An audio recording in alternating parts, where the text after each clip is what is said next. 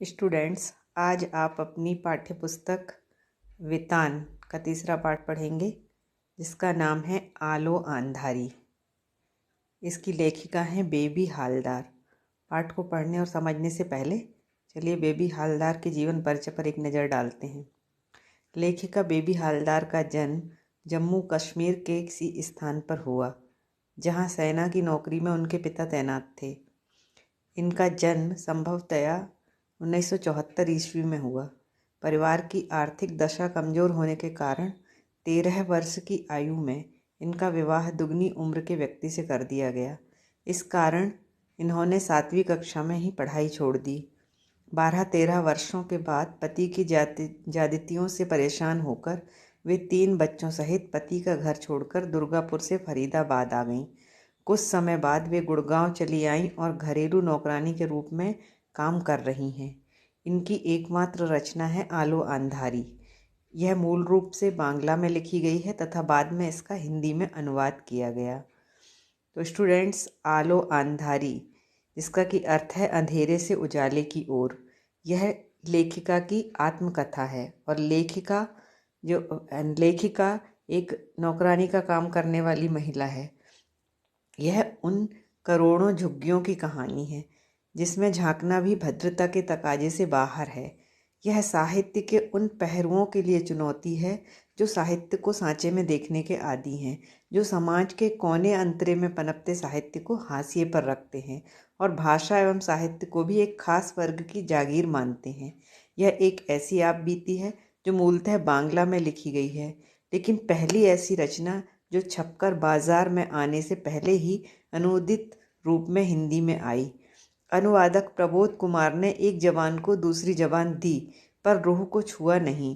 एक की भावना दूसरी बोली में बोली, रोई, मुस्कुराई।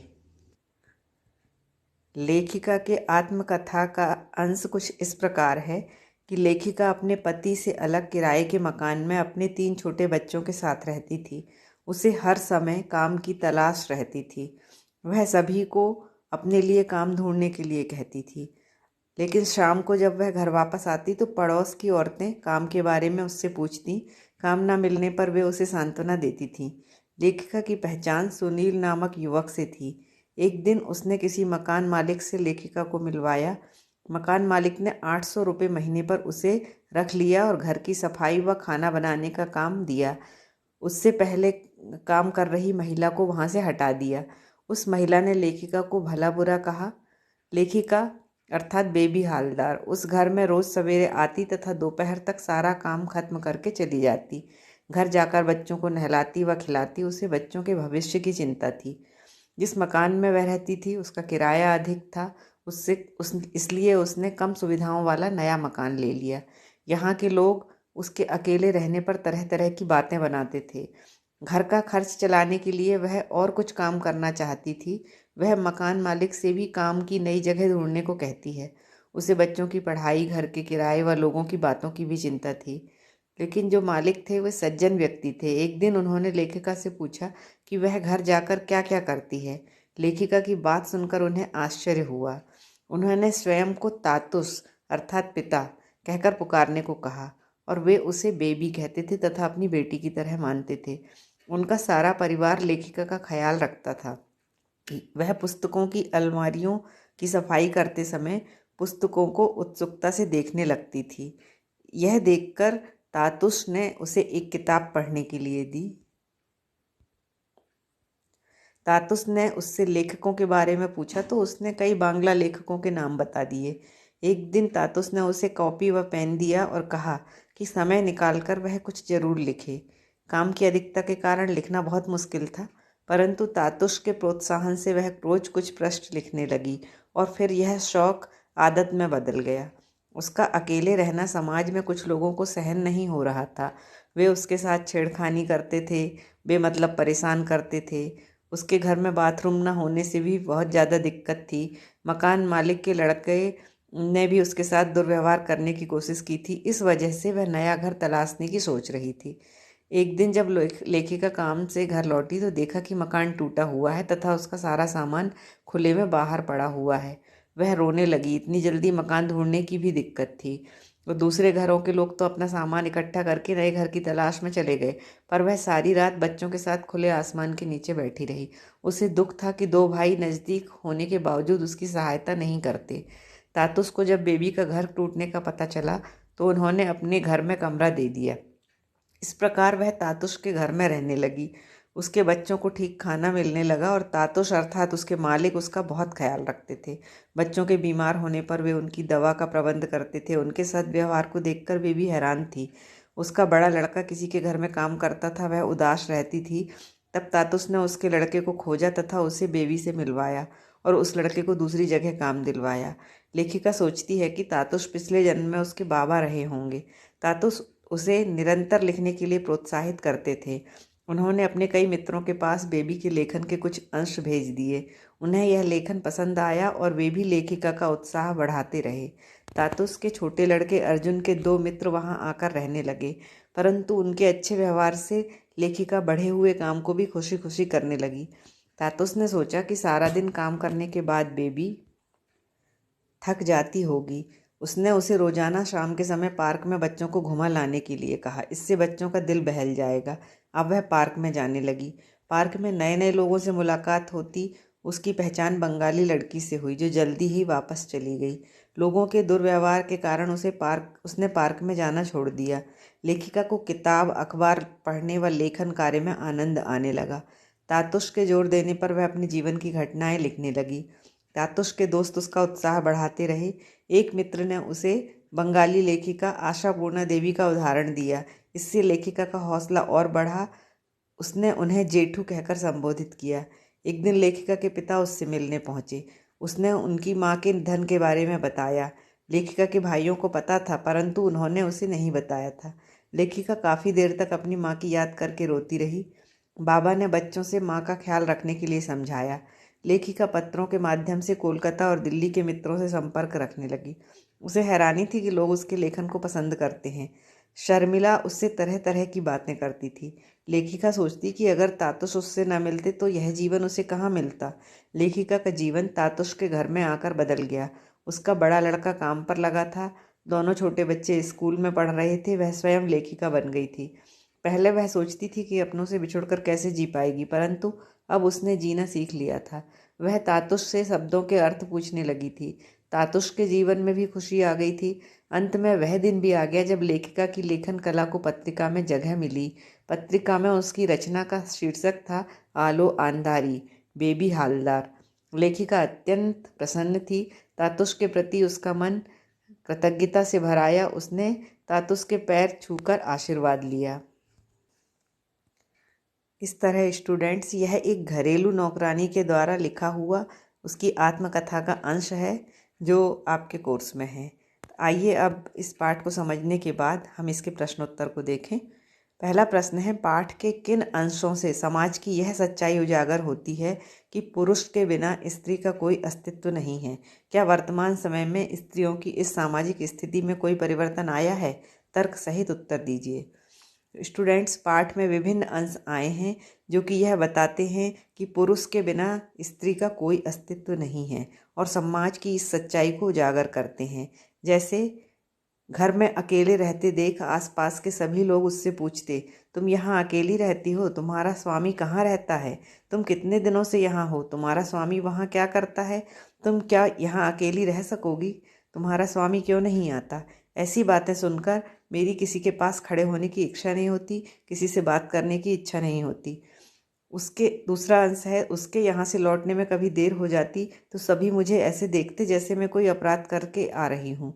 बाजार हाट करने भी जाना होता तो वह बूढ़े मकान मालिक की स्त्री कहती, कहाँ जाती है रोज रोज? तेरा स्वामी है नहीं, तू तो अकेली ही है, तुझे इतना घूमने घामने की क्या दरकार? मैं सोचती, मेरे साथ नहीं है तो क्या मैं कहीं घूम फिर भी नहीं सकती? और फिर उसका साथ में रहना भी तो ना रहने जैसा था। उसके साथ रहकर भी मुझे क्या शांति मिली?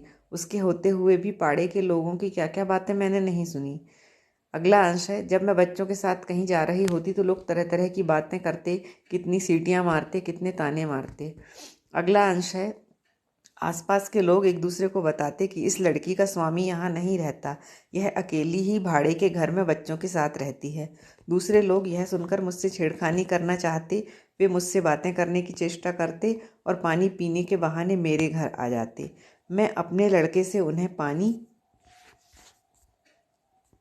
पिलाने को कह कोई बहाना बनाकर निकल जाती। अगला अंश है, मैंने सोचा यह क्या इतना सहज है, घर में कोई मर्द नहीं है तो क्या मुझे इसी तरह हर किसी की कोई भी बात माननी होगी। वर्तमान समय में स्त्रियों की सामाजिक स्थिति में काफ़ी बदलाव आया है। वे अपने पैरों पर खड़ी हैं तथा अनेक तरह के कार्य भी कर रही हैं।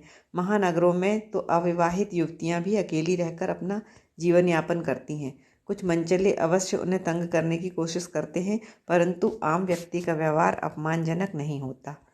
अगला प्रश्न है, अपने परिवार से लेकर तातुस के घर तक के सफ़र में बेबी के सामने रिश्तों की कौन सी सच्चाई उजागर होती है। तो स्टूडेंट्स, अपने परिवार से लेकर तातुस के घर तक के सफ़र में बेबी ने रिश्तों की सच्चाई जानी। उसने जाना कि रिश्तों का संबंध दिल से होता है, अन्यथा रिश्ते बेगाने होते हैं। पति का घर छोड़कर आने के बाद वह अकेली व असहाय थी। वह अकेले ही बच्चों के साथ किराए के मकान में रहने लगी। वह खुद ही काम ढूंढने जाती। हालांकि उसके समीप ही भाई व रिश्तेदार रहते थे, परंतु किसी ने उसकी सहायता नहीं की। वे उससे मिलने तक नहीं आए। उसे अपनी माँ की मृत्यु का समाचार भी 6 महीने बाद अपने पिता से मिला। दूसरी तरफ बाहरी व्यक्तियों ने उसकी सहायता की। सुनील नामक युवक ने उसे काम दिलवाया। तातुश ने उसे अपनी बेटी के समान माना तथा उसकी हर तरीके से मदद की। उनके प्रोत्साहन से वह लेखिका बन पाई। मकान टूटने के बाद भोला दा ने उसके साथ रात भर खुले आसमान में बैठकर रात बिताई। इस प्रकार दिल में स्नेह हो तो रिश्ते अपने आप बन जाते हैं। अगला प्रश्न है, इस पाठ से घरों में काम करने वालों के जीवन की जटिलताओं का पता चलता है। घरेलू नौकरों को और किन समस्याओं का सामना करना पड़ता है, इस पर विचार कीजिए। तो स्टूडेंट्स, घरेलू नौकरों को आर्थिक सुरक्षा नहीं मिलती। उनकी नौकरी कभी भी खत्म हो सकती है। उन्हें गंदे व सस्ते मकानों में रहना पड़ता है क्योंकि वे अधिक किराया नहीं दे पाते। इन लोगों का शारीरिक और मानसिक शोषण भी किया जाता है। नौकरानियों को अक्सर शोषण का शिकार होना पड़ता है। इन लोगों के साथ इनके मकान मालिक भी अशिष्ट व्यवहार करते हैं और बेबी की तरह इन्हें भी सुबह से देर रात तक काम करना पड़ता है। अन्य समस्याएं और हैं, अपूर्ण भोजन व दवाइयों के अभाव में ये अक्सर बीमार रहते हैं। धन के अभाव में इनके बच्चे अशिक्षित रह जाते हैं। उन्हें कम उम्र में ही दूसरों के यहाँ काम करना पड़ता है। ये हमेशा आर्थिक संकट में फंसे रहते हैं। अगला प्रश्न है, आलो अंधारी रचना बेबी की व्यक्तिगत समस्याओं के साथ साथ कई सामाजिक मुद्दों को समेटे हैं। किन्हीं 2 मुख्य समस्याओं पर अपने विचार प्रकट कीजिए। तो स्टूडेंट, आलो अंधारी एक ऐसी रचना है जो बेबी हालदार की आत्मकथा होने के साथ साथ एक अनदेखी दुनिया के दर्शन करवाती है। यह ऐसी दुनिया है जो हमारे पड़ोस में है, फिर भी हम इसमें झांकना अपनी शान के खिलाफ समझते हैं। 2 प्रमुख समस्याएं निम्नलिखित हैं। जैसे पहला, परित्यक्ता स्त्री की स्थिति। इस रचना में बेबी एक परित्यक्ता स्त्री अर्थात जिसके पति ने उसका त्याग कर दिया है, ऐसी स्त्री है। वह किराए के मकानों में रहकर घरों में नौकरानी का काम करके गुजारा कर रही है। समाज का व्यवहार उसके प्रति कटु है। स्वयं औरतें ही उस पर ताना मारती हैं। हर व्यक्ति उस पर अपना अधिकार समझता है तथा उसका शोषण करना चाहता है। उसका मानसिक, शारीरिक व आर्थिक शोषण किया जाता है। उस पर तरह तरह की वर्जनाएं थोपी जाती हैं तथा सहायता के नाम पर उसका मजाक उड़ाया जाता है। दूसरा है गंदी बस्तियाँ। इस रचना में गंदी बस्तियों के बारे में बताया गया है। घरेलू नौकर तंग बस्तियों में रहते हैं। वहाँ शौचालय की सुविधा भी नहीं होती। महिलाओं को इस मामले में भारी परेशानी का सामना करना पड़ता है। नालियों, कूड़ेदानों आदि के निकट बसी इन बस्तियों में अनेक बीमारियाँ फैलने का भय रहता है तथा सरकार भी अपनी आंखें मूंदे रहती है।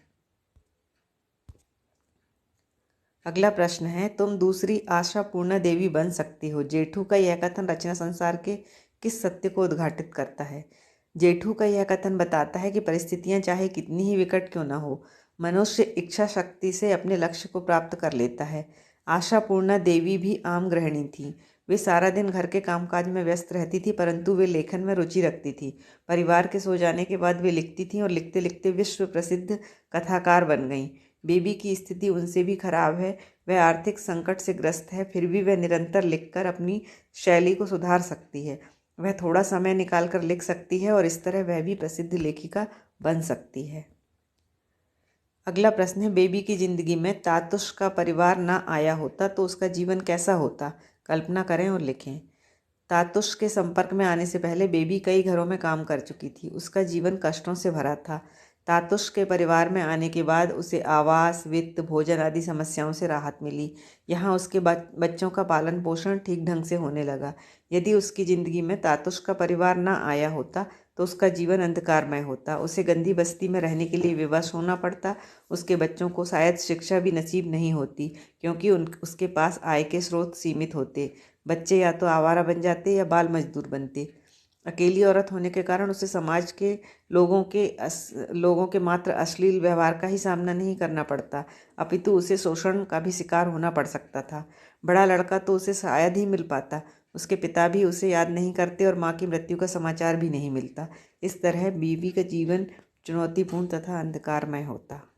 इस तरह स्टूडेंट्स, आपने पाठ के सारांश और उसके प्रश्नोत्तरों को समझा।